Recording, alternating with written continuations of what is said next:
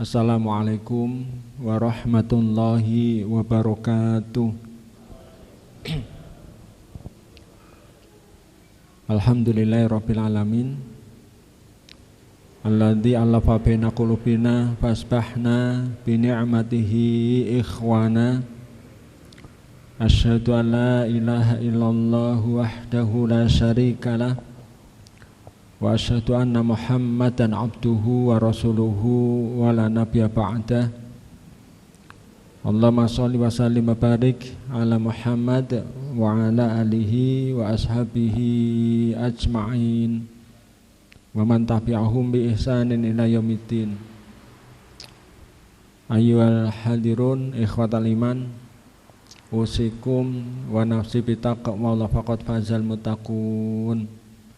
Qala Allah Ta'ala fi kitabil karim, ya ayyuhalladzina amanu taqullaha haqqa tuqatih wa la tamutunna illa wa antum muslimun. Wa qala Rasulullah sallallahu alaihi wasallam, ittaqillaha haitsu ma kunta wa atbi'i sayyi'atal hasanata tamhuha wa khaliqin nasa bi khuluqin hasanin.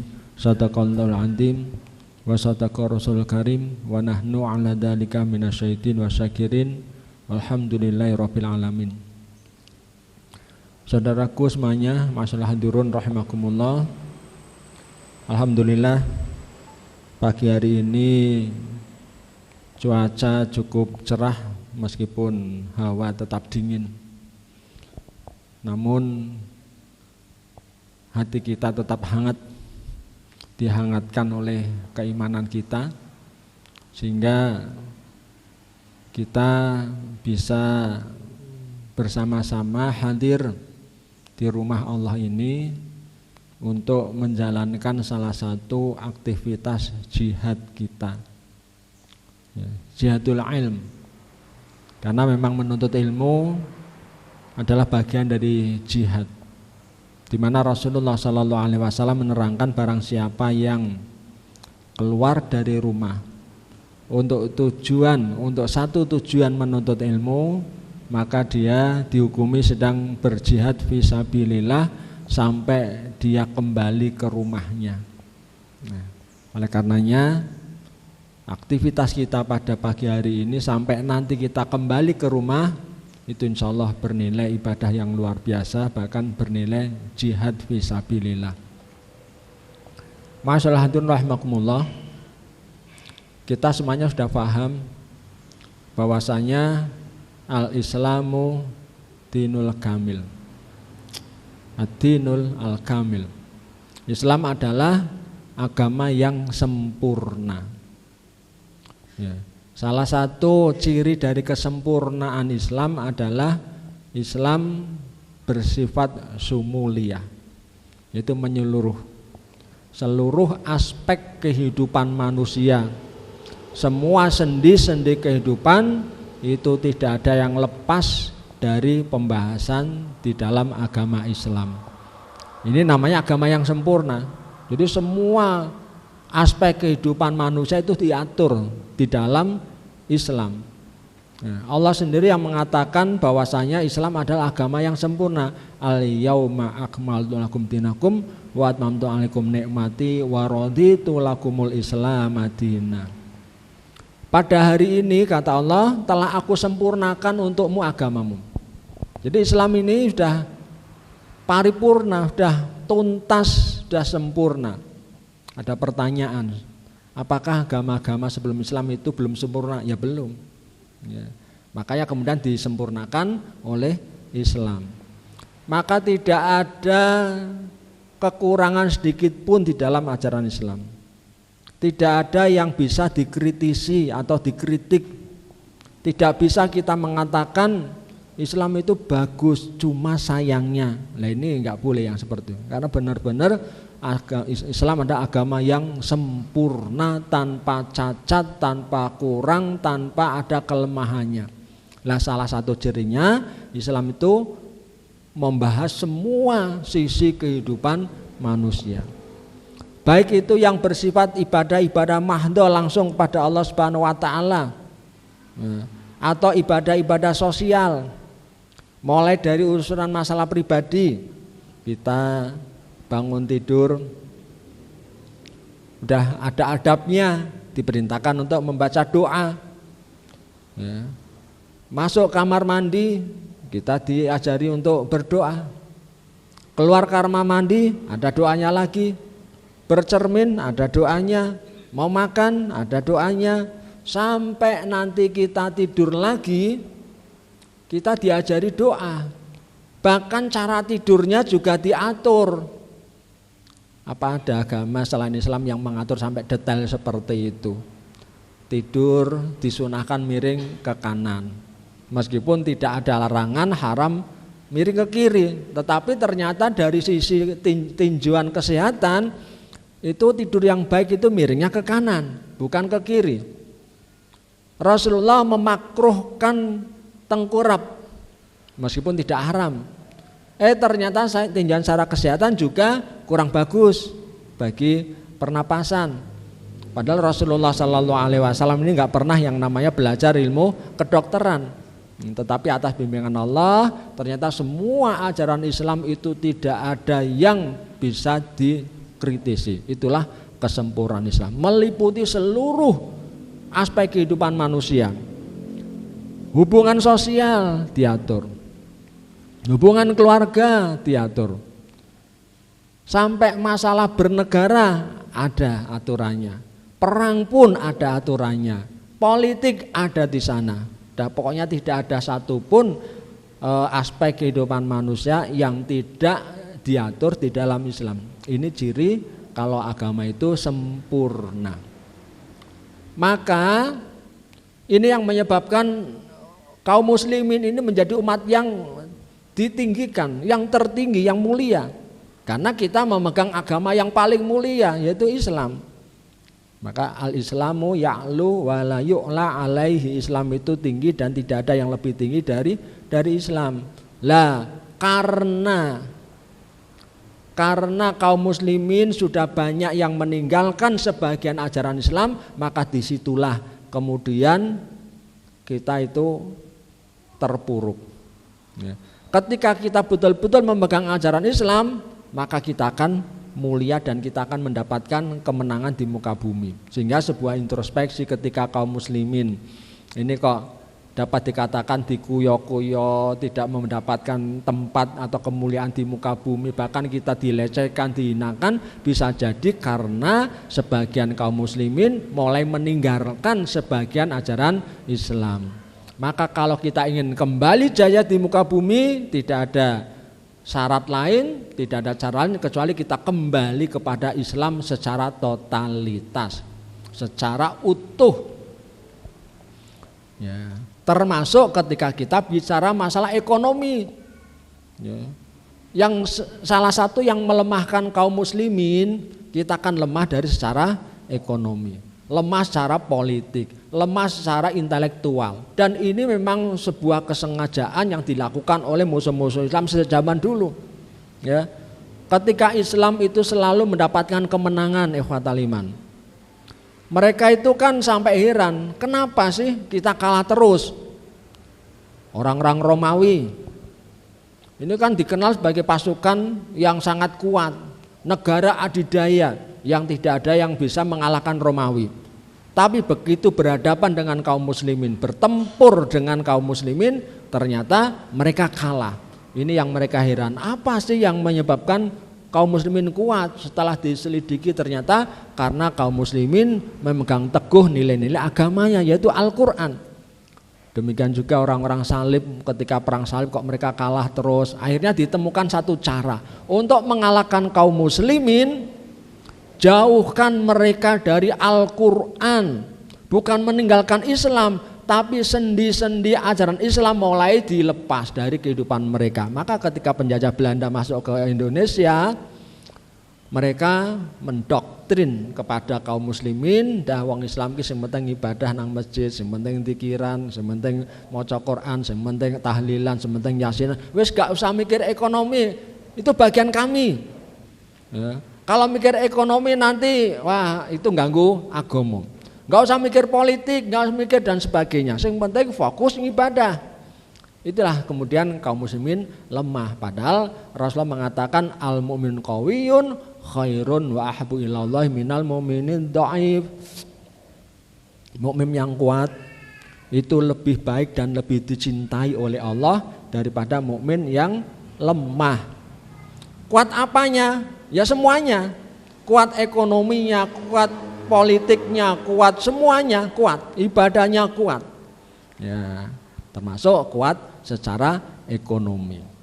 Nah, ikhwatal iman rahimakumullah, sampai ketika kita bicara masalah pertanian, peternakan dan sebagainya, ternyata Rasulullah Islam itu juga bicara tentang itu. Maka tidak ada salahnya ketika kita ngaji, kita bicara tentang Al-Quran, membahas masalah pertanian, masalah peternakan, masalah perdagangan, karena apa? Itu bagian dari ajaran Islam.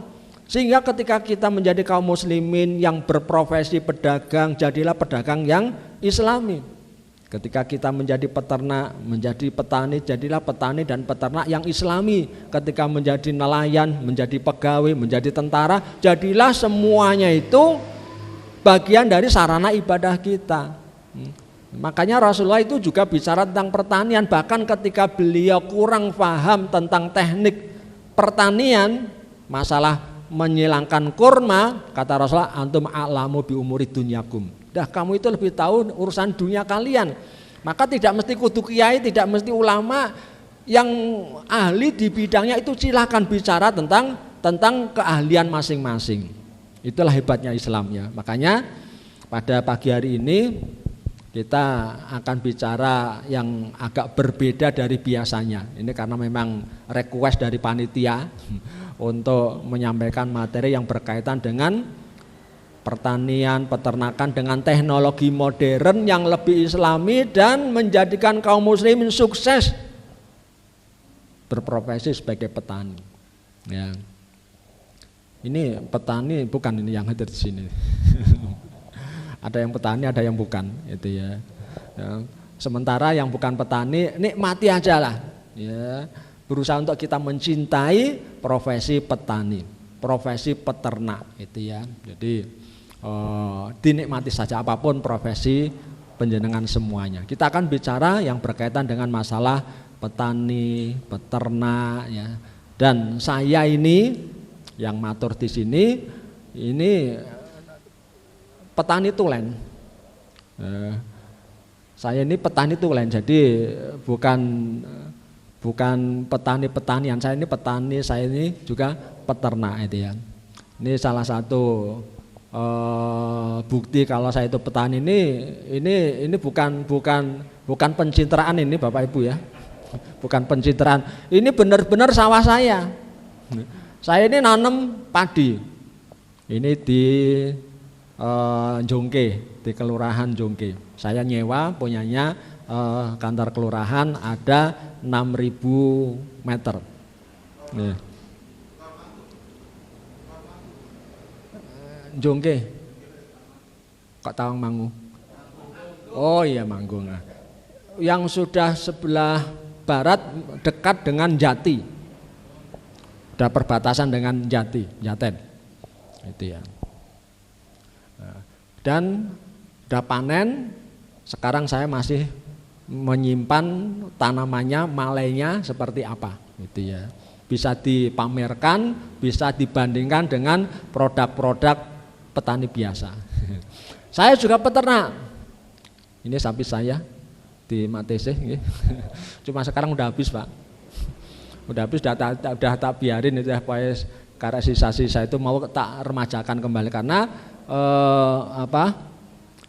sapi saya sapi perah ini udah 8 tahun, udah waktunya ganti, ini kan udah tua-tua. Ini istri rada lumayan gemuk-gemuk. Jadi saya itu peternak. Dan saya bangga menjadi peternak. Saya bangga menjadi petani. Yang selama ini orang itu kan malu. Profesine napa Pak jenengan nyambut damel Allah mung petani kok. Allah mung peternak. Tapi saya bangga sebagai petani. Saya bangga sebagai peternak. Kenapa? Karena yang namanya petani, yang namanya peternak itu dapat dikatakan sebagai profesi yang paling mulia, bahkan layak untuk mendapatkan gelar pahlawan tanpa tanda jasa. Iya. Jadi selama ini yang mendapatkan gelar pahlawan tanpa tanda jasa siapa? Guru. Ya oke lah, mereka pahlawan yang bikin kita pinter, jadi presiden karena guru, jadi tentara karena guru, jadi profesor karena guru, semuanya. Orang jadi pengusaha karena guru, pahlawan. Tapi kalau menurut saya, karena saya petani peternak, yang paling berjasa di muka bumi ini ya petani dan peternak. Kenapa? Karena orang itu bisa makan, ini terlepas dari semuanya dari Allah ya, itu karena kerja petani ya, karena jerih payah petani. Jerman, negeri yang maju, canggih, penghasil komputer dan sebagainya, yang dimakan hasil pertanian, hasil jerih payah para petani. Jepang itu juga makanannya hasil petani dan nelayan. Emang mereka makan komputer? Emang mereka makan Honda? Kan enggak. Yang dimakan itu hasil pertanian. Coba seandainya petani di seluruh dunia mogok kerja, gak usah lama-lama, sak semester we. Krisis pangan dunia, betul, benar-benar terjadi krisis pangan di dunia. Ya. Makanya layak mereka itu mendapatkan gelar pahlawan tanpa tanda jasa, dan benar-benar tidak ada jasana, tidak dianggap betul itu ya. Ya, benar-benar pahlawan tanpa tanda jasa. Bahkan kita itu sering tidak menghargai jerih payah petani. Kita setiap hari makan, tapi nggak pernah terbayang betapa untuk menghasilkan sepiring nasi itu susahnya luar biasa. Ibu-ibu itu mau tandur sadurunge subuh wis nang nyemplung nang sawah. Karena tandur sekarang itu susah nyari tenaga tandur. Ada antri itu sadurunge subuh itu udah nyemplung. Ya, antri itu. Wong saya kalau mau subuhan itu berangkat keluar dari rumah itu sawah di sebelah saya itu udah pada tandur itu kalau pas musim tandur. Ya. Petani Tawangmangu ada akhwat yang jam 12 malam itu harus ke sawah untuk ngairin, ngelep, karena memang dijadwal. Nek ora diambil ya hilang nanti, karena suaminya kebetulan merantau. Dia ngopaini sawah sendiri, itu dilakoni sini jam 12 malam itu keluar untuk ke sawah untuk ngelep. Ini betapa jasa mereka itu luar biasa gitu. Maka perlu kita hargai. Cuma sayangnya nasib petani itu kan, dan peternak tentunya itu nggak pernah bisa tersenyum. Ya, di sini mau nangis dong. Apalagi sekarang ini petani peternak itu nangis dong. Lah gimana? Beberapa kali panen padi itu rapayu didol. Rego bahkan pernah di bawah 4.000, gabah 3.800. Rego 4,5 saja ora badi. Ya. Di bawah 4.000 kon bisa guyu seperti apa? Lah rugi terus. Ya. Pupuk langka, pupuk mahal, harga panen jatuh. Ya kalau pas bisa panen, kalau dimakan tikus, kalau pas kena wereng, kena penyakit dan sebagainya, di sini mau ngitung utang, ngitung rugi dong. Nah, maka mereka itu isone mau nangis dong itu. Itulah beratnya sebagai petani ya. Makanya Rasulullah SAW Islam itu memberikan reward, memberikan penghargaan yang luar biasa kepada para petani. Di sini ada beberapa keutamaan bertani. Ya. Kata Rasulullah SAW, mami muslimi yahrisu ghorsan illa kana ma ukila minhu lahu sadaqah wa ma suriqa minhu lahu sadaqah wa ma akalati tayru fa huwa lahu sadaqah wa la yarza'uhu ahadun illa kana lahu sadaqah. Tidaklah seorang muslim menanam suatu tanaman melainkan apa yang dimakan dari tanaman itu sebagai sedekah baginya. Hasil pertanian yang dimakan oleh dirinya dan keluarganya itu kata Rasulullah lahu sedekah. Sedekah padahal dimakan sendiri. Dan apa-apa yang dicuri dari tanaman tersebut sebagai sedekah, dicolong maling, itu berarti kita juga sedekah. Meskipun jane ya gelo. Ya, nandur rekoso-rekoso, direwangi ngelep wengi-wengi itu ya udan-udan begitu. Ya, dicolong maling coba. Kalau dulu kan orang sering mengatakan sapa nandur mesti ngunduh. Lah sekarang banyak orang nandur ning ngunduh. Kebanyakan sing ngunduh sing orang nandur. Lah bakal-bakal orang nandur itu ngunduh itu ya. Lah, ini maling ya. Golek penake dhewe. Siapa yang enggak ya marah itu ya, saya ngopeni rekoso entek biaya banyak dicolong maling coba. Pernah di Pancot sebelah Melumbang itu ada petani bawang itu tahu-tahu habis itunya ya, jadi kebun itu habis dipanen orang ngertinya itu ya bakul itu ya. Orang ngertinya dia itu memang nebas, dicabuti, dunggahke motor, ternyata dia itu maling. Siapa yang enggak ya nangis itu ya, entek biaya pirang-pirang itu. Lah, itu sedekah. Ya. Yang bernilai ibadah yang luar biasa dan tidaklah kepunyaan seorang itu dikurangi, termasuk yang dimakan oleh burung. Ya, kalau kita nanam padi itu pas wancine meh panen itu kan do nunggu manuk nang sawah. Pakai kelonteng biar ya tidak habis oleh burung. Tapi ketahuilah 1 gabah, 2 gabah sampai 100 gabah yang dimakan oleh burung, meskipun kita menjaganya untuk mengusirnya, itu semuanya sedekah bagi jerih payah kita untuk pahala dari Allah.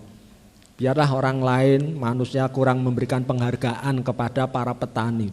Nek ngenyang diplenet sak penake dhewe. Itu ya. Enggak menghargai jerih payah.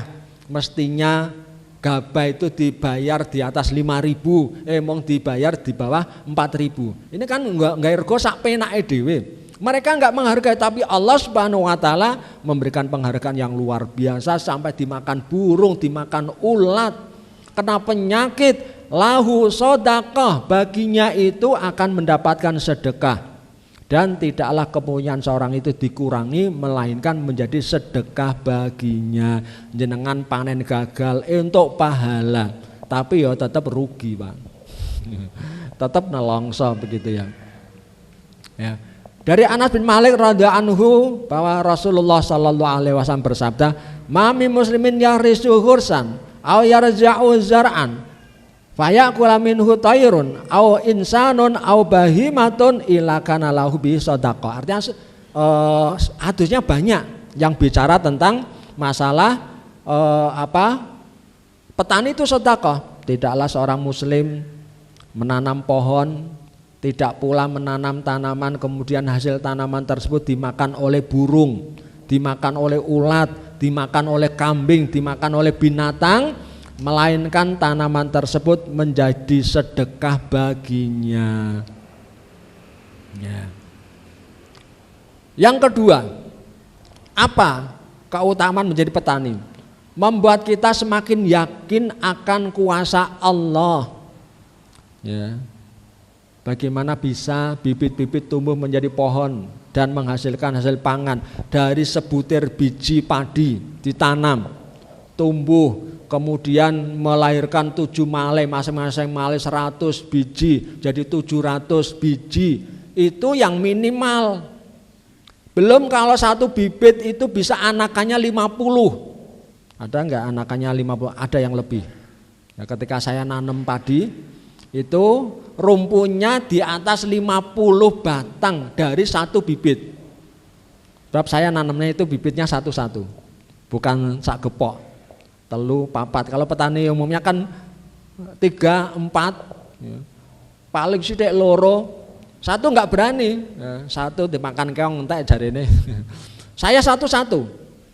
Dan dari satu bibit itu anakannya bisa 54 tak hitung. Bahkan ada yang sampai 70. Kok iso ya? Ya. Lah ini kalau kita orang beriman, kata Allah Subhanahu wa taala, ya, Inna fi khalqis samawati wal ardi wa ikhtilafil laili wan nahari la ayatin li ulil albab alladzina yadhkuruna Allaha qiyaman wa qu'udan wa 'ala junubihim wa yatafakkaruna fi khalqis samawati wal ardi Rabbana ma khalaqta hadza batila subhanaka faqina adzabannar. Mukmin itu yang cerdas, yang selalu tafakur, yang selalu memikirkan alam. Nanam padi diceblokke 1 biji bisa menghasilkan 700 minimal, bisa sampai 1000. Ini kekuasaan Allah Subhanahu wa taala. Ya. Nanam buah-buahan, misalkan di Matese ada duku, pernah enggak ngabuk dukunya itu? Kita punya mangga di rumah, pernah enggak kita semprot, kita kasih tambah nutrisi? Enggak, tapi setiap tahun mengeluarkan buah-buahan untuk kita. Rizqalakum, sebagai rezeki untuk kalian, kata Allah Subhanahu wa taala. Enggak pernah ngabuk, ora tau disirami, ning metu woh-wohane terus. Ini kekuasaan Allah Subhanahu wa taala. Makanya petani, peternak itu kalau dia itu pinter bisa semakin yakin akan kekuasaan Allah Subhanahu wa taala. Bahkan banyak hal-hal yang tidak masuk akal ya, seperti di Mekah misalkan. Di tanah yang begitu tandusnya, kering itu. Kurma itu tumbuh dengan bagus ya. Karena kalau di tanah yang subur malah mungkin enggak bagus itu ya. Itulah kekuasaan Allah Subhanahu wa taala itu. Ini yang kedua. Yang ketiga, menyehatkan tubuh. Sekarang orang itu banyak yang penyakitan. Kenapa? Karena mager, malas gerak. Sekarang kita kan cenderung orang itu malas bergerak. Orang sehat itu karena banyak gerak. Makanya orang-orang dulu itu sehat-sehat, kemana-mana jalan, ya, panasan, kerja sebagai petani. Ya. Makanya sehat-sehat. Dan Rasulullah SAW selalu menganjurkan untuk kita banyak bergerak, berolahraga. Ya, Rasulullah itu olahragawan, makanya tubuhnya sehat. Rasulullah itu memimpin peperangan pertama kali, perang Badar. Usianya berapa? 53-54, seusia saya. Ini perang yang pertama kali kan perang Badar. Rasulullah diangkat menjadi nabi umur berapa? 40 tahun. Dakwah di Mekah berapa tahun? 13 tahun. Berarti 40 tambah 13, 53. Perang Badar tahun kedua Hijriah. Setelah hijrah tahun kedua, katakan tambah 1 tahun, dari 53 tambah 1, 53 tambah 54 tahun. Rasulullah perang pertama kali 54 tahun. Sekarang seusia saya 54 tahun itu wis ngomong wis tua. Dicek futsal wis rawani. Wis tuwa kok. Nah, munggah gunung apalagi wis tuwa kok penakan gunung. Nah, dan sebagainya. Padahal Rasulullah perang pertama kali umur 54, sampai Abu Thalhah yang sudah berumur 90 tahun masih berangkat perang. Kenapa? Mereka sehat. Kenapa sehat? Karena banyak bergerak. Dan petani itu banyak gerak. Ya, kecuali juragane. Juragane mong kalkulator ngitung duit nyah-nyah, tapi para buruh taninya, pekerja petaninya itu semuanya sehat. Kenapa? Gerak terus itu ya. Makanya ini salah satu hikmahnya, jadi petani insya Allah sehat, insya Allah jauh dari virus corona, panasan terus kok. Ya, berjemur itu corona gak wani gitu ya, mati itu coronanya itu ya. Makanya jadi petani itu sehat. Yang lain, Rasulullah menganjurkan umatnya untuk bercocok tanam. Dari Aisyah radhiyallahu anha, Rasulullah sallallahu alaihi wasallam bersabda, sekiranya hari kiamat hendak terjadi, ngesok kiamat, sedangkan di tangan salah seorang di antara kalian ada bibit kurma, maka apabila dia mampu menanamnya sebelum terjadi kiamat, maka hendaklah ia menanamnya. Hadis riwayat Imam Ahmad. Ada 2 makna memang. Seandainya besok kiamat, duwe bibit kurma tanduran, padahal secara perhitungan kan nggak mungkin panen. Wong esuk kiamat kok saiki kok nandur. Ini makna yang pertama, ya yang penting kita itu kerja hasil itu urusan Allah Subhanahu wa taala. Yang dinilai oleh Allah adalah usaha kita. Nanem itu berpahala. Ya. Makna yang kedua, betapa Rasulullah itu sangat memperhatikan fokus di dunia pertanian, tanaman. Karena nanam itu bagian sedekah, baik itu kepada manusia, kepada binatang, termasuk kepada alam. Penghasil oksigen, Bapak Ibu. Ya. Jadi yang mensuplai oksigen setiap hari untuk kebutuhan kita itu tanaman-tanaman. Hasil fotosintesa tanaman itu yang dikeluarkan O2 dan dia menyerap CO2. Kita mengeluarkan CO2, racun itu asam dan diserap oleh tanaman. Berarti kan yang membersihkan alam dari CO2 itu tumbuh-tumbuhan, kemudian mengeluarkan O2 yang bisa kita hirup segar. Makanya berpahala. Kalau besok kiamat tanduran. Ini betapa Rasulullah itu sangat memperhatikan dunia pertanian sampai ketika beliau mau mengirimkan pasukan perang. Perang nih. Apa kata Rasulullah? Jangan membabati tanaman. Jadi perang itu enggak boleh. Bumi hangus, bakari tanaman, mangkasi tanaman, enggak boleh. Makanya kalau kita belandong, jadi mau menebangi hutan yang tanpa perhitungan, ini kan bagian dari perusahaan alam berdosa. Makanya kemudian Allah mengadab manusia dengan tanah longsor, banjir dan sebagainya. Bisa jadi karena kita merusak alam dengan menebangi hutan-hutan. Ozon bolong karena kepanasan itu, kita panas itu. Karena diantaranya adalah sudah minimnya pohon-pohonan. Maka ayo tanam meskipun besok mau kiamat. Ini betapa mulianya sebagai seorang petani.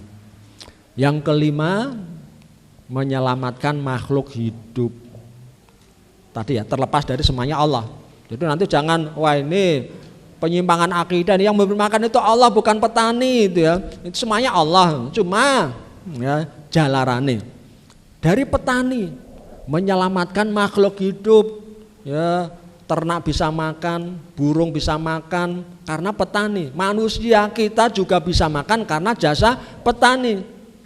Makanya di Malaysia itu ada sebuah nasyid lagu tentang petani. Petani manusia yang berjasa terhadap negara dan bangsa, memberi makan rakyat jelata. Di Malaysia yang memberikan makan rakyat jelata itu petani. Tapi di Indonesia rakyat jelatanya ya petani itu. Petani jadi rakyat jelata. Kalau di Malaysia petani menghidupi rakyat jelata.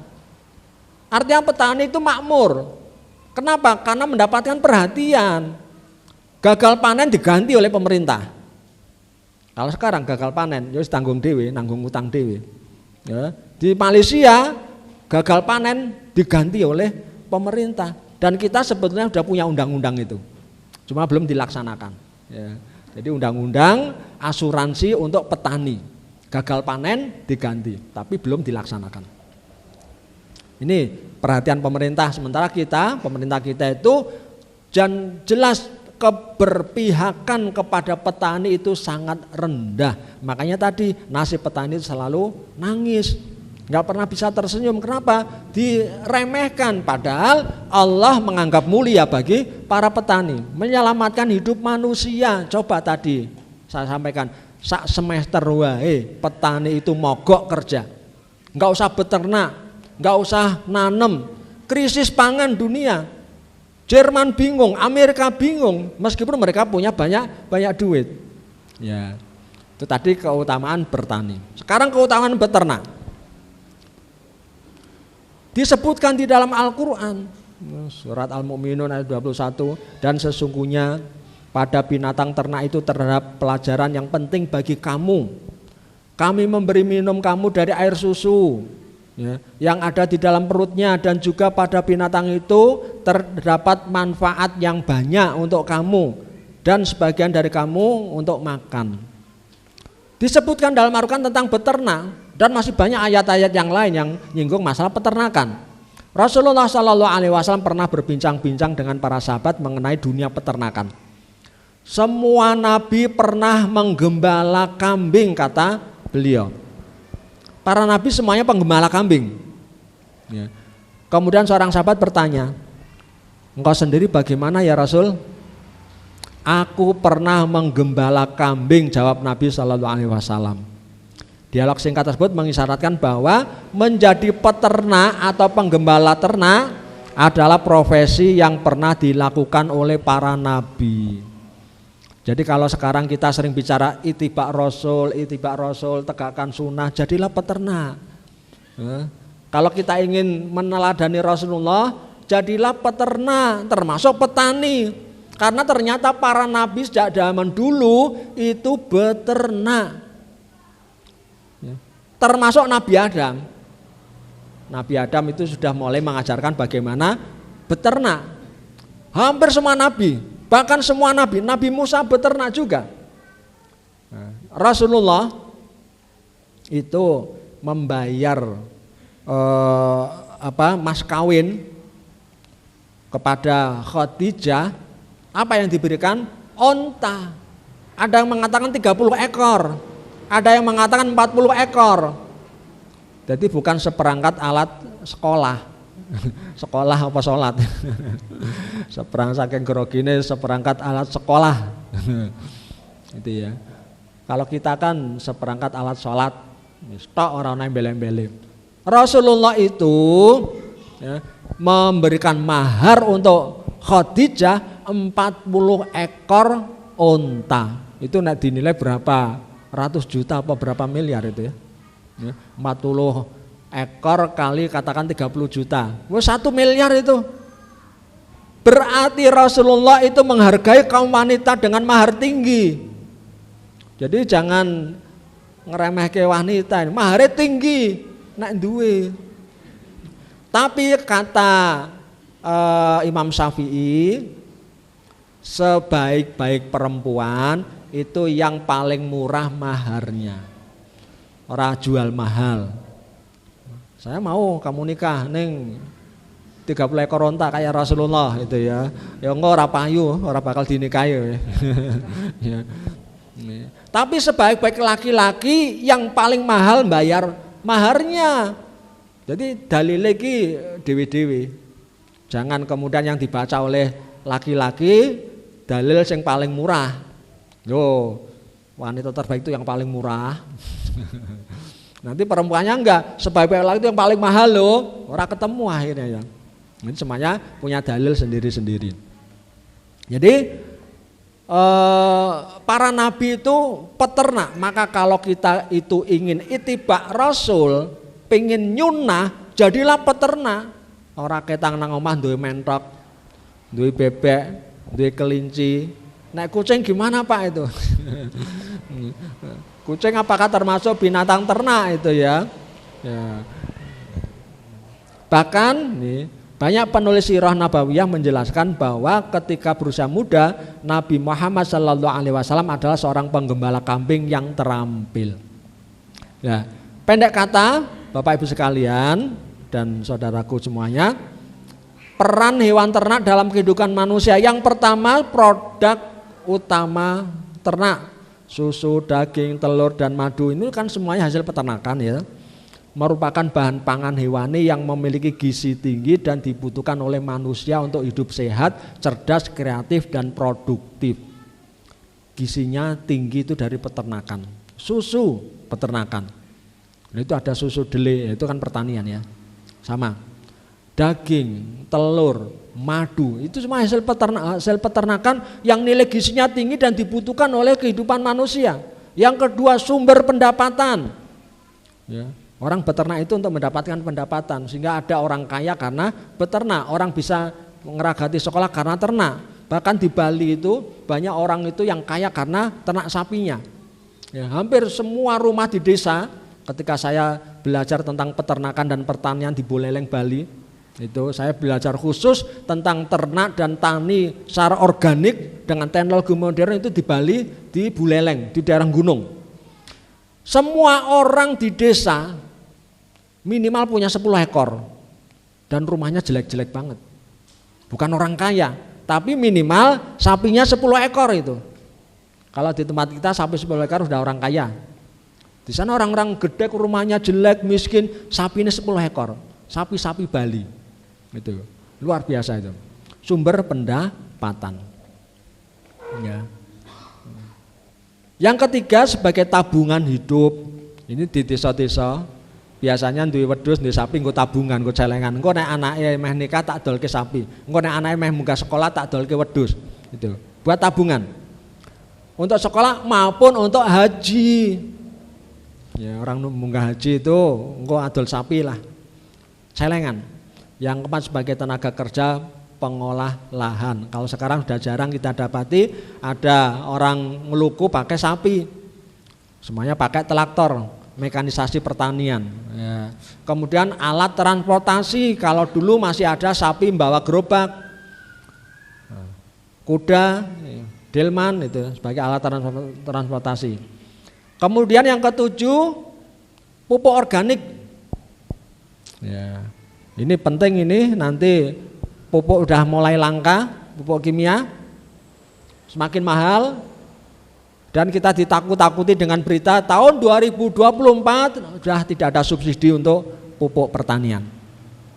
Ya, sekarang aja udah mahal Pak, apalagi kalau nanti tanpa subsidi per kresek per sak nanti bisa 300.000 itu Pak. Ya.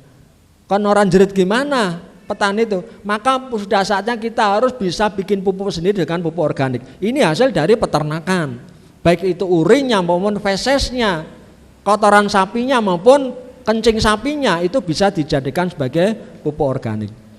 Sebagai hewan kesayangan, duwe wedhus sing apik ya, nggo kontes menang payu 500 juta. Seperti di Jember ada pemenang kontes Etawa. Itu dibeli 500 juta. Tapi mending itu timbang 500 juta nggo tuku jemani. Nah, dulu kan ada jemani harganya 500 juta, mendingan tuku wedhus. Nah, wedhus juara kontes kesayangan itu ya, termasuk sapi kontes itu bisa sampai ratusan juta. Karena memang ini bukan beli daging kok, beli nyawa itu ya.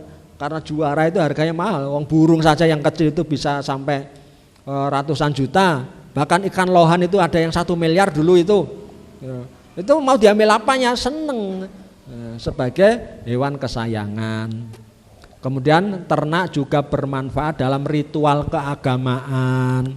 Ketika korban butuh ternak. Coba kalau nanti sudah tidak ada sapi, tidak ada domba, kita mau korban susah. Kalau sudah tidak ada orang yang seneng dengan ngingu wedhus, kita mau nyari kambing susah, harganya nanti mahal. Bisa di atas 5 juta. Sekarang 2 juta, 1,5 juta sudah dapat kambing.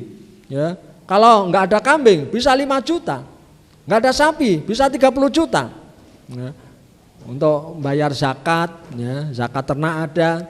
Kemudian kalau naik haji pasti bayar dam itu ya. Sehingga kambing itu nanti dibutuhkan cukup besar. Sehingga saya dan teman-teman komunitas dari Genpro Ternak pernah mendapatkan tawaran dari Malaysia untuk menstok ngirim kambing untuk kebutuhan di Arab. Jadi Arab tidak ngambil dari Indonesia tapi dari Malaysia. Malaysia kekurangan kemudian ditawarkan teman-teman Indonesia. Waktu itu dibutuhkan 5.000 ekor, segera ditunggu. Itu ada teman-teman Genpro, ayo siapa yang punya langsung dikirim ke Malaysia, dikoordinir itu. Nah, untuk bayar dam ibadah haji itu membutuhkan ternak yang sangat banyak. Ya. Intinya petani, peternak, profesi yang sangat mulia. Sehingga bapak-bapak, ibu-ibu yang sekarang masih berprofesi sebagai petani, peternak, jangan kecil hati. Ya. Itu profesi yang sangat dimuliakan oleh Allah Subhanahu Wa Taala. Bahkan bisa bernilai jihad itu ya. Karena menghidupi manusia, menghidupi orang banyak, sementara dirinya itu susah, menderita. Saya kan samping saya kan sawah itu. Saya dikelilingi sawah rumah saya. Meskipun enggak cuma kecil-kecil. Saya pernah tanya kepada petani, Pak, wingi kena wereng ya, Mboten panen jenengan kok saniki nandur melih mboten kapok. Lah nek mengke nek petani kapok terus sing ditedhi jenengan apa? Petani sering sambat rugi, tapi enggak pernah kapok, Pak. Utangnya tambah ya dibalehi meneh. Sing 2 kali panen yang lalu rego gabah ora payu. Nandur meneh ora payu meneh, saiki nandur meneh coba. Ora kapok-kapok. Apa ora hebat itu? Jadi benar-benar profesi yang sangat mulia, bahkan pahlawan tanpa tanda jasa. Ya cuma tadi itu, profesi petani itu tidak diminati. Apalagi oleh anak-anak muda. Cah nom-nom apa ana sing gelem dadi petani. Coba saja kita cek anak-anak SMA. Sok mbek nek lulus dadi apa le? Dia akan bisa dadi akabri, dadi polisi, dadi dokter, dadi insinyur, ya, dadi pengusaha, dadi pegawai. Ya, enggak ada yang jadi petani, enggak ada. Ya, saya pengen jadi peternak, enggak ada. Meskipun bapak saya petani, ojo ngasih anakku nggak jadi petani. Gitu kok. Orang ketika saya kan ngajar di Akademi Peternakan Karanganyar. Saya promosi di Tawangmangu, di Pancot, tempat saya membina majelis taklim di sana. Saya tawarkan, yo sing anake arep do kuliah, yo tak tompo nang Akademi Peternakan Karanganyar, tak gawone tanpa tes tak tompo. Apa jawabnya? Alah Pak, wong awit riyen kula dadi petani kok mosok anake kon ya dadi petani, ora ana peningkatan. Kok ya tetep dadi ternak, gane ngarit. Mereka bayangane peternak itu ngarit rekoso. Ya. Sehingga tidak dimanti. Kenapa? Ini berat. Kita akui. Harus ke sawah. Ya tadi saya ngopeni pari ya nang sawah tenanan. Jadi saya tidak hanya kongkon, saya ke sawah. Ya. Saya nandur melon. Pernah saya cerita dulu sekali itu. Tiap pagi itu saya harus ke sawah.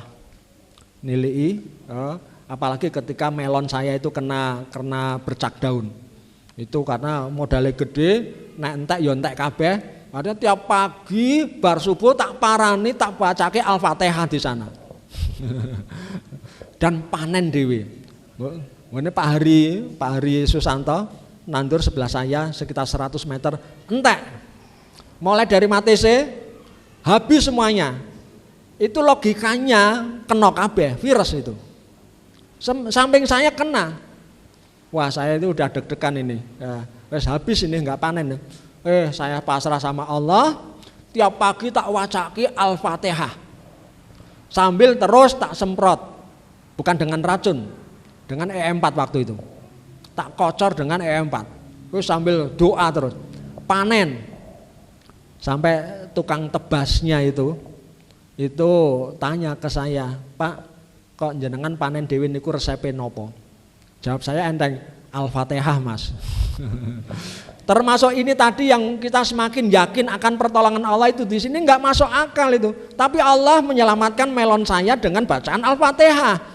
Waktu itu saya ngamalkan apa yang disampaikan oleh siapa pas pembukaan RSHI di APK oleh Ustaz Syiabuddin dan dari Arab itu menyampaikan materi fadilah Quran, di antaranya bisa menjadi ya untuk meruqyah apapun. Orang sakit diruqyah dengan Quran bisa sembuh. Ya, bahkan tanaman itu diruqyah dengan Quran itu bisa menghasilkan baik. Langsung tak amalke. Alhamdulillah Allah memberikan pertolongan dengan menyelamatkan melon saya dan bati. Maka tidak salah saya bilang Al-Fatihah, Mas, meskipun tetap harus diupayakan dengan cara-cara duniawi. Berat itu ya, kotor. Harus dolanan teletong nang kandang diresiki gitu ya. Kudu nang sawah. Makanya anak-anak muda sekarang malas untuk jadi petani. Ya, bau kotoran. Ya, kalau pas ke Tawangmangu, karena setiap orang itu punya kandang, punya sapi, nanggon gandok-gandok omah iki ana sapine, gitu ya. Nek pas musim udan mlaku nang kono seng ngambune. Saya ngisi pengajian pernah itu, sampingnya itu punya sapi itu udan itu ambune terus jadi polusi sak ruangan itu. Bau kotoran. Dan ini petani itu identik dengan rakyat miskin, kaum pinggiran. Sehingga petani itu cah nom dadi petani angel golek mara tuwa. Meh dipakani apa anakku engko nek entuk petani. Kenapa? Identik miskin, Pak. Orang duwe duit lah nek panen rugi terus. Termasuk ternak, ngopeni rekoso digawa nang pasar, le ngenyang sak penake blantik-blantik kuwi lho. Nek adol sak dhuwur-dhuwuren nek ngenyang sak murah-murahe. Ini watek blantik. Makanya kami tahun 2018 pernah Silatnas peternak domba kambing se-Indonesia di Malang, kemudian ikrar bareng-bareng. Meskipun bukan petani-petani murni ya, maka yang ada ikrar semuanya bahwasanya kami bukan belantik. Kami adalah peternak bukan belantik. Beda, belantik iki pokoknya mateni peternak ya, adol golek untung sak akeh-akeh.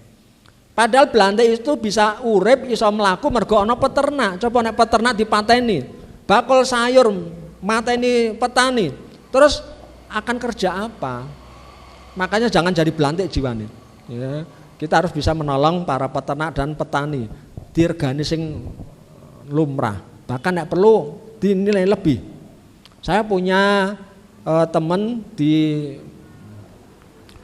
Kopeng, anak muda ini umurnya 25 tahun. Umur 25 tahun menjadi duta petani milenial nasional, punya kementerian. Kemarin saya kunjungan ke sana, umur 25 tahun. Dia mengelola sekian puluh hektar tanaman sayuran organik. Yang dikasih merek SOM. Silakan bisa main ke sana, SOM sudah terkenal, sayuran organik merbabu. Bisa googling, buka di internet SOM. Itu kader. Nah, itu harganya tinggi, ambil ke petani tinggi dan laku keras. Tapi dia itu hebatnya ketika kami ke sana bicara tentang keadilan Islam di sana itu, dia tidak akan terpengaruh dengan harga pasar. Harga pasar jatuh dia tetap bayar tinggi, harga melambung dia tidak ikut tinggi. Ketika Lombok harga 90.000, dia tetap jual harga 50.000. Kok bisa ya? Itu ya. Hebatnya di situ. Makanya ini perlu belajar ke sana, mengelola cara manajemennya pasarnya seperti apa.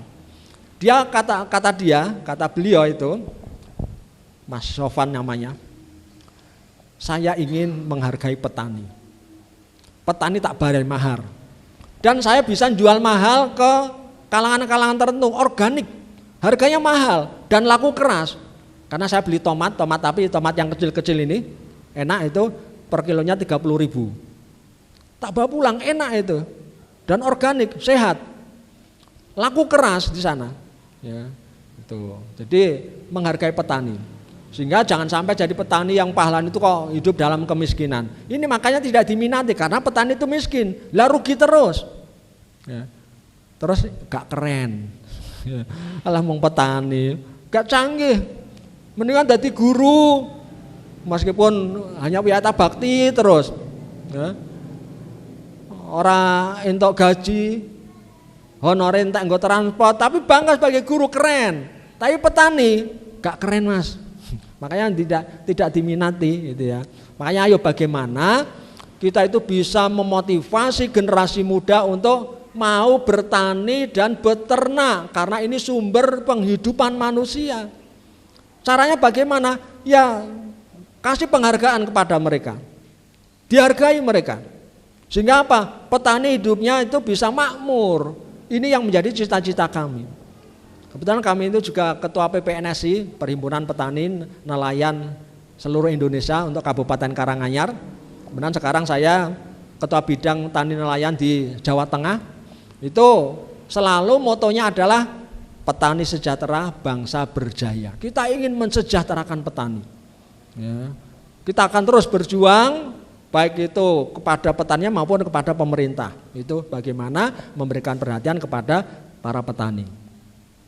Ya. Kenapa petani tadi itu kok terpuruk, selalu rugi? Ya. Karena petani kita itu diantaranya royal pupuk kimia. Pokoknya enak sing jenenge nandur orang nganggo pupuk kimia, brabro orang marem. Nggih mboten? Iya. Dicolok madu, Itu orang nanam padi 1 hektar itu kebutuhannya 800 kuintal, 800 kilo, 8 kintal. Kok kata mentok Pak, padahal anjuran Dinas Pertanian 250 kilo. Kok 800 lah pripun nek mboten sak monten nggih mboten dadi tenan. Ya. Brak-bruk pupuk kimia, pestisida juga begitu. Nandur melon, nandur cabe, di sini mau disemprot racun, di tawang mangu sayuran itu pestisida tok. Ya. Katanya jenengan itu makan sayuran, sehat kata Pak Dokter. Ayo banyak makan sayur. Ning ternyata sayuran yang kita konsumsi tidak lepas dari racun pestisida. Lombok racun, melon racun, kobis racun. Nah ibu-ibu beli kobis di pasar sing dimilih sing ayu-ayu, sing halus-halus, sing cokoti uler ora gelem, padahal sing halus-halus iki penuh dengan racun itu. Uler ora doyan. Kon sehat bagaimana? Makanya kualitas hidup manusia sekarang itu rendah. Tiba sithik ceklek sikile. Bahkan saya punya teman dulu guru SMP Matese negeri 3 apa 2 ya? 3. Sing diwan 2. Itu melaku cuma kejeglong, enggak jatuh, ceklek. Jadi keselio melaku enggak tiba, ceklek. Ini menunjukkan betapa kualitas manusia sekarang itu rendah. Kenapa? Terlalu banyak kimia, terlalu banyak pestisida yang kita makan, racun-racun tok sing mlebu. Makanya usia manusia sekarang itu kan lebih pendek daripada dulu. Karena Pak royal pupuk kimia, royal pestisida, dan bahan-bahan kimia yang lainnya. Padahal semuanya itu ya ini sangat berbahaya. Ini diawali dari revolusi hijau ketika zaman Pak Harto dulu kan mengembangkan pupuk kimia dan racun-racun itu sekitar tahun 85-an. Kok 85? 75 itu revolusi hijau dan Indonesia menjadi swasembada pangan waktu itu. Nah. Akibatnya apa? Tanah kritis, tanah rusak. Karena kakean kimia. Jadi kimia, urea yang kita taburkan ke lahan itu janjane ngerusak lahan dan kita tidak menyadari. Ya. Makanya semakin tahun kebutuhan urea semakin banyak. Sing untung pabrik urea. Jadi itu memang dibuat tanah itu selalu bergantung dengan urea terus. Sehingga pabrik laris. Ya, petani bergantung dengan urea. Dulu yang namanya nyemplung sawah itu iso sak dengkul. Saiki sak mata kaki. Karena tanah sudah rusak, sudah sangat asam. Ya. Kemudian dampaknya biaya produksi tinggi. Makanya rugi terus. Tuku pakan tinggi, tuku pupuk pestisida tinggi, harga jualnya rendah. Kon badhe saka pundi? Kon iso badhe saking pundi cobi? Ya. Harga tinggi. Ya. Pangan, lingkungan tercemar. Nah, ini tadi karena pestisida, ngeracun jane. Jadi ketika kita nyemprot tanaman kita itu jane ngeracun manusia. Omone kadang ora mati, ya. Sing ngeluh sing nyemprot, sing ngeluh sing nyemprot. Omone menteles ae, nganti bingung wis tak kei obat opo wae kok ya isih werenge ora mati-mati, malah sing nyemprot dhewe sing ngeluh itu ya. Pangan, lingkungan tercemar, hama penyakit tidak terkendali. Kenapa kok tidak terkendali? Karena pestisida yang disemprotkan ke lahan pertanian itu membunuh semua binatang, baik itu hama maupun predator. Predator itu yang makan hama. Jadi di sawah itu banyak juga binatang-binatang yang mangani wereng. Nah disemprot mati kabeh. Akhirnya wereng justru meledak. Walang yang sungute lebih panjang dari tubuhnya itu predator, mangani wereng. Kinjeng, capung, kunang-kunang, sekarang udah nggak ada kunang. Zaman kecil saya sawah akeh kunang. Di sini masih ada kunang nggak? Jarang ya. Anak-anak sekarang kalau ngerti kunang mungkin takut. Ya apa kuwi? Kelap-kelip. Sekarang udah punah semuanya karena pestisida, dan itu semuanya adalah pemakan hama. Sehingga karena yang menjadi pemakan hama habis, justru hama meledak, dan hama itu sebagai vektor dari penyakit. Maka berwereng biasanya kena kresek. Karena mereng itu ketika nyocok itu memasukkan virus di sana. Ya, hama semakin tidak terkendali dan juga penyakit. Kata Allah Subhanahu wa taala di dalam surat Al-Qasas ayat 77, wala tabaghil fasada fil ardi innallaha la yuhibbul mufsidin. Dan janganlah kamu berbuat kerusakan di bumi. Ini larangan Allah. Sungguh Allah itu tidak menyukai orang-orang yang berbuat kerusakan. Bentuk kerusakan yang kita lakukan apa? Ya ku nyemproti kita berapa pupuk kimia, janjane itu berbuat kerusakan di muka bumi yang tidak disukai oleh Allah Subhanahu wa taala. Di surat Al-Baqarah, wa idza qila lahum la tufsidu fil ardi qalu innama nahnu muslihun ala innahum humul mufsiduna walakin la yash'urun. Dan ketika dikatakan kepada mereka jangan berbuat kerusakan ya, di muka bumi, kalau mereka menjawab innama nahnu muslihun, kami ini berbuat kebaikan kok, saya pengen nyuburkan bumi, pengen nyuburkan tanaman-tanaman saya dengan berak-berak pupuk kimia. Ala innahum humul mufsiduna walakin la yash'urun. Ketahuilah mereka kalian itu ngerusak neng ora sadar. Maka perlu disadarkan ini para petani ya, bahwasanya berak-berak kimia itu ngeracun dan merusak lingkungan yang dikecam oleh Allah Subhanahu wa taala. Maka tobat sira kabeh istilahnya. Gimana cara tobat? Ayo hijrah. Mulai sedikit demi sedikit tinggalkan kimia. Emang bisa sukses Pak? Justru awal kesuksesan kalau kita mau hijrah. Allah akan memberikan rezeki, menjamin kecukupan kita dengan kita hijrah. Tidak hanya hijrah makania, para sahabat menderita di Mekah, begitu hijrah Allah memberikan kemenangan di Madinah. Termasuk hijrah secara ekonomi, hijrah secara pola hidup, gaya hidup. Kita tinggalkan yang buruk-buruk, maka Allah akan membuka pintu rezekinya untuk kita. Saya punya binaan di Ngondosuli. Jadi saya punya binaan kelompok tani, total jumlahnya 100 orang. Ini sudah ngaji rutin kelompok taninya itu. Ini sekarang sudah mengembangkan pertanian organik. Ada satu tokoh petani namanya Mas Mame. Itu sudah sekarang ya sekitar 6 tahun dia sudah cerai dengan kimia. Sama sekali 0% kimianya. Dan sekarang produk sayurannya yang paling bagus dan dicari pedagang. Ya, rebutan pedagang. Secara produksi meningkat, gede-gede wortelnya dan jumlahnya lebih banyak. Padahal sudah tidak pakai pupuk kimia. Tanahnya sudah semakin subur, gembur, ditandur, panen langsung cebloki meneh tanpa diolah lagi. Sudah penghematan pengolahan tanah. Jadi misalkan dicabut itu langsung cebloki lagi bibit yang lainnya tanpa harus diolah lagi karena tanahnya gembur. Kimia mengeraskan tanah. Tanah jadi bantat, mampat, ya, keras. Ngurangi biaya, dan nggak beli pupuk. Dia itu bikin pupuk sendiri dari feses sapi dan ayam. Paling beli ayam murah dari Magetan.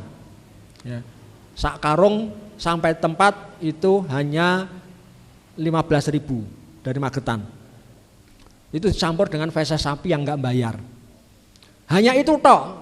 Plus urin kelinci yang banyak di Blumbang. Dikocor kuwi terus. Sak liter kalau dihitung biaya saya bikin pupuk cair organik itu mung 1.000 rupiah sak liter. Kalau kita beli sak liter pupuk organik cair itu 60.000, 50.000, mung 1.000 rupiah. Pol-pole 2.000 rupiah karena kita beli air kelapa. Campuri urin, nek wedhuse dhewe, sapine dhewe ra bayar. dadi 50 liter biayane mung 50.000 untuk beli tetes dan obatnya probiotiknya. 50.000 dadi 50 liter, per liter 1.000 rupiah. Gandeng murah, diboroske, dikocorke, disemprot-semprotke terus dan tidak berbahaya. Coba kalau kimia, kaken sidik layu, gosong, kebakar, akhirnya apa? Subur, biaya rendah, produksi meningkat, harganya lebih mahal. Sugih saiki. Anaknya di pondok semuanya, ada yang udah hafid, anaknya 3, itu sekarang ikut ngajar di pondok mana itu. Nek panen entuk Vario, panen yang terakhir sekarang itu beli Avanza. Setelah dia organik. Nah, jadi kalau kita mau hijrah, mengikuti aturan Allah, wa yarzuqu min haitsu la yahtasib. Pasti Allah akan memberikan rezeki. Nah, berarti kesimpulannya Bapak Ibu, kalau kita ingin bertani beternak secara islami, mengikuti aturan anjuran Allah Subhanahu wa taala, back to nature, kembali ke alam, yaitu dengan pertanian ramah lingkungan dan berkelanjutan. Islam datang itu rahmatan lil alamin, membawa kasih sayang bagi seluruh alam. Alam jangan dirusak, tanaman harus diberi kasih sayang dengan diberi pupuk organik, bukan pupuk kimia. Ya, rahmatan lil alamin. Dengan apa? Itu ada pupuk kompos, hasil dari kotoran sapi. Sapi menghasilkan daging, menghasilkan susu, kotorannya tidak dibuang tapi menjadi pupuk. Pupuk bisa untuk meningkatkan kesuburan tanah, menekan biaya, produksi meningkat. Ya ini pabrik pupuk saya, tapi sekarang sudah tidak produksi karena saya sudah lama tidak ke kandang dan kandang sudah hampir habis. Tapi sekarang saya tak pindah di Tasikmadu. Saya masih punya stok 10 ton pupuk udah jadi. Saya bikin sendiri ini, ya, tak lakukan sendiri. Jadi sekali lagi ini bukan pencitraan ini, bukan pencitraan menyalon bupati terus nang sawah enggak gitu ya. Ini kandang saya bikin pupuk sendiri. Dari ini bisa tak jual. Saya jualnya per kilonya 1.000. Mungkin dibandingkan dengan pupuk-pupuk yang lain, pupuk organik yang lain itu lebih mahal. Tapi saya berani ditarung. Hasilnya jauh dengan menggunakan pupuk saya. Yang membedakan adalah probiotiknya. Ya, probiotiknya saya punya yang agak berbeda dengan yaitu menggunakan HCS. Jadi kalau ada teman-teman para petani yang pengen belajar bareng-bareng silakan nanti bisa bersama saya caranya bikin pupuk cairnya, bikin pupuk padatnya yang jos melebihi pupuk kimia. Saya nanam melon, nanam cabai itu hanya menggunakan ini 1 ton sak patok. Padahal kalau aturan organik ketika dulu ada ini dari dinas PPL di sini Pak Margono dulu di BP sana ya kantor itu Pak Margon sing PPL enggak hadir ini si siapa Mas Joko ya Pak Joko ya, itu bersama Pak Joko dulu itu pernah saya mendengarkan ceramahnya untuk bisa menghasilkan padi organik sak hektar butuh 20 ton kotoran sapi. Tapi saya cukup 2 ton cukup. Sak hektar 2 ton. Kalau menurut Pak Gogon itu, Pak Margono itu butuh 20 ton. Saya pernah mengikuti pelatihan di OISKA bersama beliau itu 20 ton untuk menghasilkan padi organik. Tapi kalau saya dengan teknologi ini cukup 2 ton, bahkan kalau nanti sudah bertahun-tahun 1 ton pun cukup dengan menggunakan pupuk sebagaimana yang saya bikin ini. Saya bikin ini tak jual ke Solo ton-tonan ya, 1 ton 1 juta, di sana langsung dipindah dibayar 1,5 juta. Badine akeh kono. Ya. Didol sak kilone 1.500 dan itu kurang laku keras di Solo itu. Pupuk yang khususnya yang saya bikin ini. Ya, jadi bisa meningkatkan pendapatan, memanfaatkan kotoran, bisa meningkatkan kesuburan tanah itu. Ya. Target kita apa? Dengan hijrah ke organik, SMS. Di sini ada soto SMS itu ya. Dulu macam-macam artinya, soto Mas Samsul, soto marake sehat, soto marake sedulur. Saiki apa? Soto mepet sawah. Tapi SMS versi saya sehat, badan itu sehat. Dengan kita beralih ke organik, meminimalisir kimia, maka tubuh jadi sehat. Ya. Usahakan Bapak Ibu mengkonsumsi barang-barang yang tidak sehat dikurangi. Sekarang saya sudah tidak minum coffee mix lagi, sudah tidak minum minuman-minuman saset lagi. Sing murah-murah kuwi enggak habis pikir saya. Coffee mix saya beli itu 1.200. Kuwi saka pabrik kira-kira pira? Wis praktis, gunting, corke wis iso minum kopi enak itu ya. Lah kuwi saka pabrik pira? Kira-kira iki isine apa begitu ya? Dan ternyata memang tidak menyehatkan. Dulu saya itu mesti tiap pagi coffee mix gitu. Ya, ternyata saya kemarin diingat ke Bu Dokter Jati, istrinya Pak Ita itu, Pak jenengan kan saya sering gojekan ngupload di grup itu ngopi sih gitu ya. Saya tak foto coffee mix lho, jenengan niku senenge coffee mix niku padahal bahaya lho niku. Apa nggih ta, Bu? Nggih. Sekarang stop tidak minum coffee mix. Itu contoh. Yang sejenis silakan, tapi yang penting tidak berlebihan. Ada teman saya dulu di anggota DPRD itu kena ginjalnya karena setiap hari 2 botol kerating deng. Sehari kerating deng 2 botol. Karena dia hobi badminton. Tiap hari badminton mesti ngombe kerating deng. Jarene dadi seger kuat. Baru kena ginjalnya dan meninggal. Yang dari Jatipuro. Teman anggota dewan dulu. Pokoknya minuman-minuman, makanan yang tidak sehat perlu kita tinggalkan. Sehat, mandiri. M. Mandiri maknane nopo? Iso gawe pupuk dhewe. Ya. Pupuk langka, no problem. Kula saged ndamel pupuk dhewe. Pupuk nanti non subsidi ora bakal tuku pupuk, aku iso gawe dhewe. Dari urin njaluk tanggane. Ya, urin sapine kon ngocorke iso 5 liter gitu ya. Gawe pupuk iso nggo sak wulan. Iso gawe dhewe. Pestisida bikin sendiri sehingga ketika nanti pemerintah mencabut subsidi kita bisa kemaki ora butuh pupuk, mandiri dan sukses. Sejahtera. Apa makna sejahtera menurut definisi dari Badan PBB itu ya?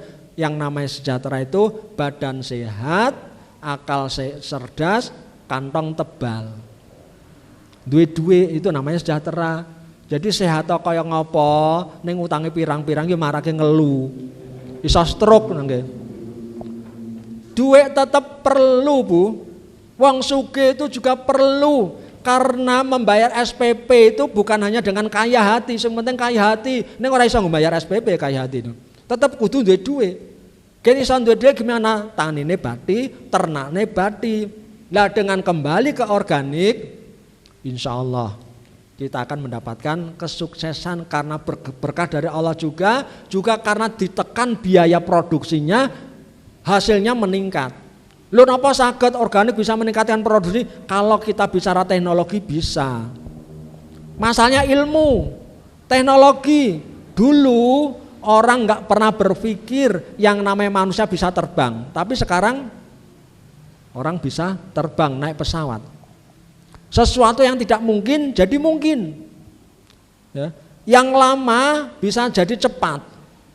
Orang kalau punya feses sapi ditokno sik ngantek 6 sasi baru dadi abu. Nek anyar ora wani engko tandurane mati. Itu dulu, tapi bicara teknologi yang lama bisa menjadi cepat nggawe pupuk patang dina dadi. Dulu orang kirim kabar ke Jakarta butuh waktu sak minggu, paling cepat patang dino, surat kilat khusus itu kadang nyasar, kadang balik lagi. Sekarang 2 menit tik tekan SMS WA. Kalau sama-sama online-nya, sama-sama dibukanya 2 detik sampai pesan kita. Yang lama jadi cepat. Yang tidak mungkin jadi mungkin. Dulu orang nggak pernah berpikir iso omong-omongan karo wong Amerika, bahkan melihat wajahnya. Anaknya di Amerika kangen video call. Mungkin itu teknologi. Maka ayo kita gunakan teknologi-teknologi yang ramah lingkungan, ya, yang canggih untuk mensejahterakan petani, ya. Ya ini padi saya yang tadi itu, ini contohnya masih di rumah, malainya, ulenane itu lebih panjang dan bijinya lebih banyak dan batangnya tebal. Ya. Kemudian ini kacang panjang saya, tadinya ada gambar melon ini, enggak ada ya. Ya. Melon saya, ya. Itu bagus-bagus itu semuanya organik, Pak. Jadi saya tidak hanya berteori, tapi saya pelaku, termasuk ketika saya beternak, susu hasil produksi kandang saya itu di karangannya terbaik, Pak. Ini uji lab. Nah, dan saya jualnya paling mahal. Ke pedagang itu per liternya 10.000. Kalau beli di Boyolali 6.000. Yang sudah dikirim dari Boyolali ke Palur itu 8.000. Tapi kandang saya ke pedagang jualnya 10.000 dan kurang-kurang. Kenapa? Kental, tidak amis dan lebih gurih, lebih enak. Kenapa? Karena organik dan saya tidak beli. Kalau sekarang udah tak lepas, tak biarkan itu. Kalau dulu saya masih mengolah sendiri, pakan saya bikin sendiri, saya fermentasi. Maka silakan kalau pengen belajar untuk pertanian dan peternakan, cara bikin pakan fermentasi, cara bikin pupuk organik, nanti bisa, ayo kita belajar bareng-bareng. Mungkin sementara itu Bapak Ibu sekalian rahimakumullah, materi spesial kita pada pengajian Formas pagi hari ini, ya kita bicara pertanian peternakan karena ini juga bagian dari ilmu yang harus kita pelajari. Ini bagian dari Islam. Sempurna Islam itu di situ, bicara pertanian dan peternakan. Ternyata petani, peternak ini ada profesi yang sangat dimuliakan oleh Allah. Maka jangan pernah kita merasa minder, merasa kecil hati, merasa sedih sebagai petani. Kata Allah, wala tahinu wala tahzanu wa antumul a'launa in kuntum mu'minin. Enggak usah khawatir, enggak usah sedih. Kalian itu lebih mulia, lebih tinggi. In kuntum mu'minin, jika engkau itu beriman dalam segala hal, termasuk dalam hal masalah dunia pertanian dan peternakan. Demikian saja yang bisa kita pelajari bersama, mudah-mudahan bermanfaat baik pada dengan yang jadi petani maupun yang bukan. Semuanya ada ilmu itu, semuanya ada manfaatnya. Aku lupa lihat Assalamualaikum warahmatullahi wabarakatuh. Wassalamualaikum warahmatullahi wabarakatuh.